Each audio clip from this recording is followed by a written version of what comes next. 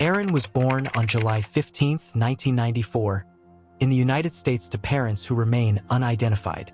Thankfully, she was adopted by Lore and William, a Tennessee couple.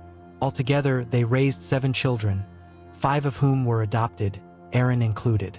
To Lore and William, adoption was more than simply a choice. It represented obedience to a divine calling to assist those in need, particularly because several of their adopted children required special care. For example, their youngest child, Trisha, was born with numerous birth defects. From a very young age, while growing up in Oak Ridge, Tennessee, Erin demonstrated an extraordinary and unconditional affection for animals. Her mother fondly recalled that Erin was the only one capable of training a rabbit to walk on a leash like a dog. Compassionate and soft-natured, Erin benefited from being part of a close and supportive family, encountering only the typical difficulties faced by any ordinary household. When Trisha died at only 3.5 years old, Laura and William guided their grieving children to understand the value of having given her a joyful life. As time passed, Erin transformed her love for animals into a unique ability to tame horses that no one else was able to control. She owned a pony named Riley that was kept at a stable close to her home. While in 5th grade, she met Jonathan Corwin, who was 1 year older than she was. At first, they were not especially close, but roughly 5 years later, they began communicating through social media. By that point, Erin's nurturing instincts had led her to care for dozens of animals, from fish and guinea pigs to cats and dogs, all of which she took in and looked after. Eventually, Jonathan gathered the confidence to ask her out, selecting her 16th birthday as the occasion. With approval from her parents, their relationship flourished, and their romance, filled with exchanged poems and shared aspirations, made them appear like the ideal American couple. After graduating from high school, Erin secured a job at a local tractor supply store, dedicating her spare time to her horse or searching through garage sales with her mother and siblings. At the same time, Jonathan enlisted in the Marine Infantry, and confident in their promising future together, they married in Las Vegas in November 2012. The next year, Jonathan found out he would be reassigned to California. Although the idea thrilled both him and Erin, they intended to return to East Tennessee as soon as they could. In September 2013, the newly married couple relocated to their new residence at the Marine base in San Bernardino County. The area also functioned as one of the access points to Joshua Tree National Park. There, they formed new connections, including Connor and Eileen Malachy, a couple who lived on the ground floor of the same building with their young son, Brian. During everyday routines, Jonathan also developed a friendship with another fellow Marine, Christopher Brandon Lee. The son of Karen Lee and originally from Anchorage, Alaska, Christopher had been struggling after returning from a deployment in Afghanistan. He lived on the base with his wife, Nicole, and their 6-year-old daughter, Liberty. Like Erin, the couple shared a passion for horses. Before long, the 3 couples became close friends. While their husbands were working, Erin, Eileen, and Nicole would visit one another to eat lunch and talk. When Jonathan, Connor, and Christopher were home, they would cook together or watch television shows and movies in one another's apartments. It felt as though every apartment belonged to everyone. In addition, Christopher and his wife Nicole became sponsors for horses at Roca Blanca Ranch, which also housed a non-profit organization devoted to animal welfare and protection. The property was owned by Isabel Megley. Naturally, once she learned about it, Erin became involved in the cause as well. Despite their military responsibilities, life initially appeared to be running smoothly. At first, Christopher seemed well-suited to military life, but over time, other Marines observed that he frequently exhibited a combination of chaos and disrespect when handling weapons. A superior officer eventually scolded him for treating rifles and rocket launchers like playthings, which led to Christopher gaining a reputation for recklessness.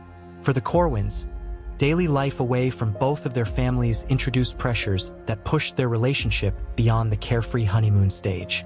Their young age also meant they lacked full preparation for the realities of marriage, leading to frequent arguments about finances and mutual accusations of excessive spending.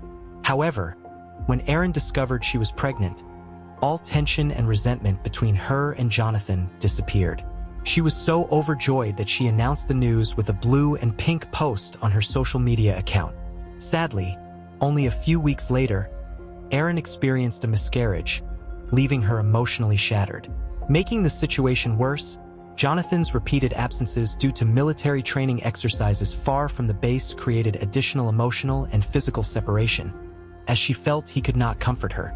As a result, the fractures in their marriage not only resurfaced but grew wider.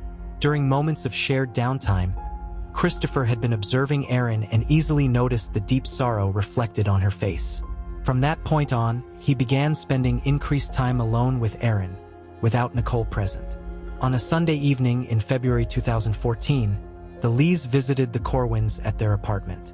Jonathan and Nicole decided to watch an episode of a zombie television series, but Erin, disturbed by the violence, chose not to participate. Rather than remaining with his wife, Christopher accompanied Erin into the master bedroom to play video games.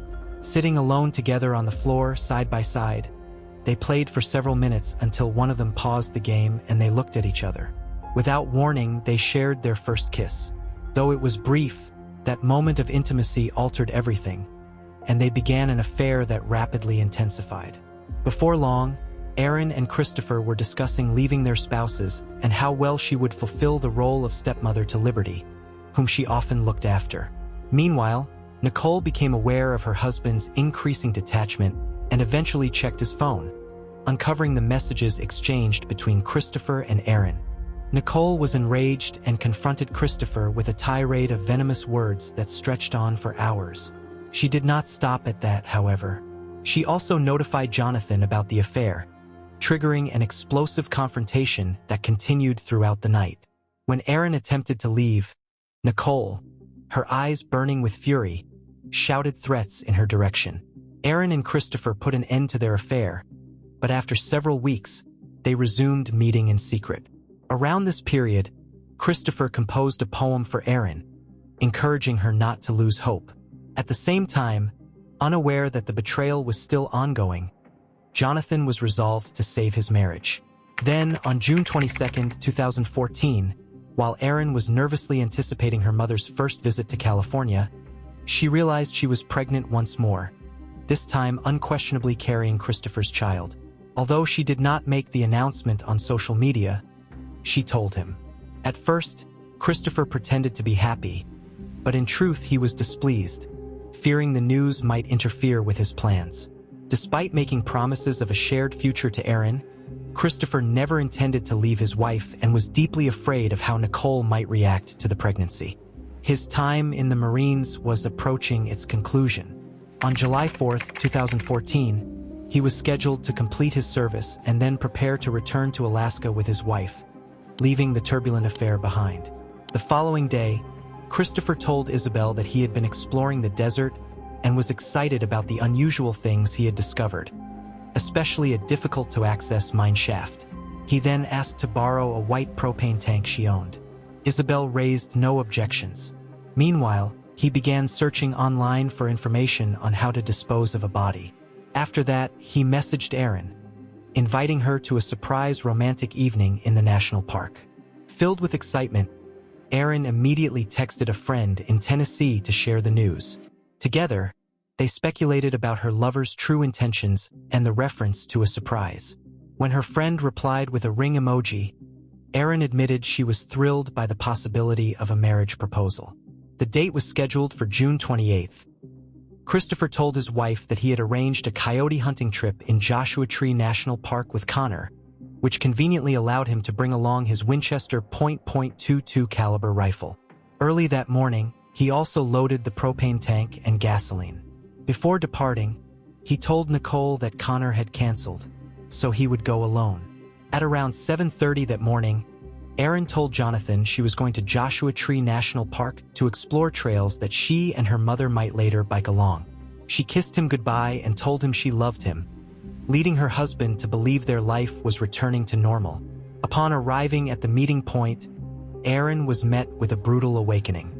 Not only was there no dream proposal, but Christopher also made it clear that he felt no affection for her at all. She was faced with a man consumed by rage, with her as the focus of his fury. What followed is largely known only to him. However, it is known that he fired shots into the air before using a rope attached to 2 reinforcement bars to strangle Erin, cutting off her supply of air. After she collapsed to the ground, he checked her vital signs and, once he was certain she was no longer breathing, threw her into the mine shaft he had discovered days earlier. Erin fell 76 meters downward. As hours passed without any word from his wife, Jonathan grew increasingly anxious. He attempted to call her at least 50 times and eventually reported her missing the following morning, when the young soldier also contacted his mother-in-law. She suspected that her daughter, who had always struggled with directions, might have become lost in the vast national park. Several days went by with no information regarding Erin's whereabouts. When new details finally surfaced, they were anything but comforting. A woman living in a remote area noticed that a car had been parked near her home for several days, which was highly unusual. She photographed the vehicle and shared the images, hoping the owner would come forward. These photographs proved to be critical, as it was discovered that the car belonged to Erin. When the police informed Erin's family that her car had been found abandoned several kilometers north of the park, her mother felt a sharp pain in her heart. To her, it was nearly a certain indication that her daughter had encountered something evil. The police felt the same way. From that moment, the authorities were faced with 2 objectives, one more difficult than the other. The first objective was to collect evidence to prosecute a possible attacker. In pursuit of this, detectives in San Bernardino began examining Erin's life and soon uncovered concealed aspects that may have placed her in danger. Through this investigation, Jonathan learned that his wife's affair had continued secretly. This revelation quickly caused the police to eliminate the husband as a suspect. Instead, Christopher became the primary focus of their inquiry, especially after tire tracks discovered near Erin's car appeared to match his vehicle. As a result, on July 1, 2014, Christopher was questioned by police. By that time, he had concealed his rifle at Isabel's ranch.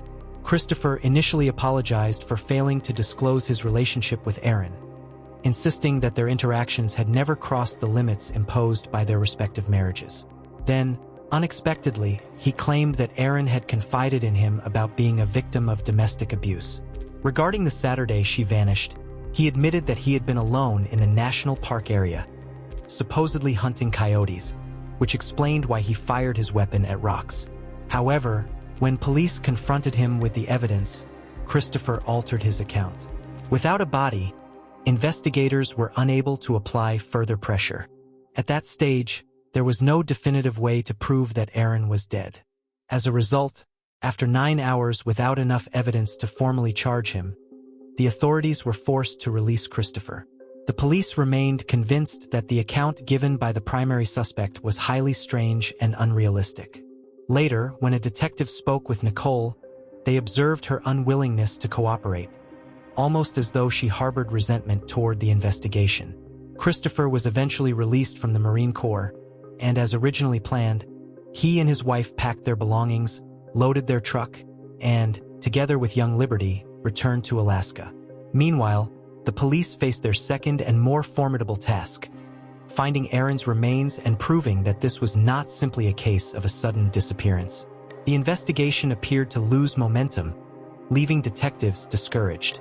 That changed when Isabel recalled that, a week before Erin vanished, Christopher had mentioned visiting the national park with a friend to explore mines, referring to one that no one would ever locate. Determined to pursue this lead, investigators enlisted the assistance of a local specialist who was knowledgeable about the many scattered mines across the area. With guidance from this expert, investigators and volunteers in California launched a careful and systematic search for Erin throughout the park. They searched 3,000 square kilometers of wilderness, with 6 separate law enforcement agencies eventually taking part. Despite weeks of searching, however, there were no favorable outcomes, leading to the painful decision to halt the operation on Saturday, August 16, 2014. Yet, in an unexpected turn of events that same day, a spelunker detected a strong odor of gasoline emanating from one of the mines. In the final hours of that day, volunteers lowered a bucket equipped with a camera into the mine. At a depth of 9 meters, the oxygen levels inside the shaft were toxic, and farther down, around 30 meters, they spotted what appeared to be a body. After an immense effort late that Saturday night in August, the body was recovered 2 months after Aaron's disappearance. A propane tank was also discovered at the bottom of the mine, believed to have been part of a failed attempt to destroy the victim's remains. The body was airlifted to the local morgue, where, due to severe decomposition, dental records were used to confirm identification. It was determined to be Aaron, who had died from asphyxiation caused by an object still tightly wrapped around her neck. It was also revealed that she had been pregnant. The horrifying revelation that Aaron and her unborn child had been killed sent her family through an emotional whirlwind. Although it was the worst news imaginable, for her mother at least, it was easier to bear than the continued agony of not knowing where her daughter was. For the moment, her only wish was that Aaron's body be returned to Tennessee for a proper burial. With Christopher possessing the motive, means, and opportunity, and evidence steadily accumulating against him, he was soon arrested by a police officer in Anchorage, and his vehicle was seized. Inside the car, beneath the passenger seat, authorities discovered a homemade object resembling the one found around Aaron's neck. This discovery prompted police to question Christopher's mother. While she claimed to know nothing about the object and said she had never seen it before, a later search of her home uncovered a magazine issue containing an article about Aaron's case. Following Christopher's arrest, the case drew national media attention. Soon after, San Bernardino police held a press conference to share details of the investigation, identifying Christopher as the primary suspect. They also searched Isabel's ranch, much to her astonishment, where they located and confiscated a rifle belonging to Christopher.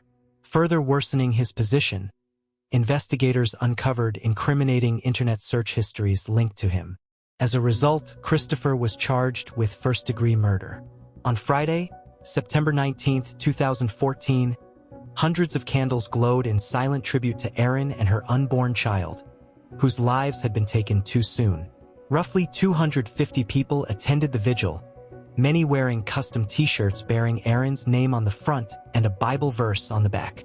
During this period, Jonathan agreed to speak to only one media outlet despite many requesting interviews. In that interview, he expressed his hatred for Christopher's actions, but explained that holding on to hatred every time he saw him would ultimately consume him. Jonathan revealed that he had learned the affair had resumed and that his wife disappeared when she went to meet Christopher, who was still his next-door neighbor. A part of him wanted to confront Christopher with violence, but he chose not to, believing it would make him no better than Christopher himself. Jonathan did not want to become a bad person. The legal pursuit of justice for Aaron Corwin began 2 years later, in October 2016. From the very beginning of Christopher's trial, the prosecution readily demonstrated his tendency toward violence, as well as his motive and opportunity to commit the crime. On Wednesday, October 19th, a forensic scientist testified that a .22 caliber shell casing was found near the mine where Aaron's body had been recovered, and that the firing pin marks on the casing matched Christopher's firearm. When the defense presented its case, Christopher was called as the only witness. He took the witness stand and, while acknowledging all of the evidence presented against him, admitted to killing Aaron. However, he then put forward a version of events that was clearly not only untrue but also born of desperation. He alleged that he had suspected Aaron of abusing his daughter while she was caring for her, which he claimed led to a so-called revelation on that fatal Saturday in the desert. Based on this account, Christopher believed he had sufficient justification for his actions, plainly hoping that his grotesque story would lead to a reduced sentence. Throughout the trial, he displayed an attitude of cooperation and composure. Nevertheless, the jury did not believe any part of his testimony. After only 15 minutes of deliberation, Christopher Brandon Lee was convicted of first-degree murder. The following month, he received a sentence of life in prison without the possibility of parole. In response to the tragedy, Aaron's family, along with several civic organizations, pushed for a petition to the Bureau of Land Management, calling for funding and resources to seal abandoned vertical mine shafts, beginning with the one where Aaron Corwin lost her life. Acknowledging the scale of the undertaking and recognizing that some public areas had already been closed, They requested that this specific location be prioritized to prevent similar tragedies from impacting other families.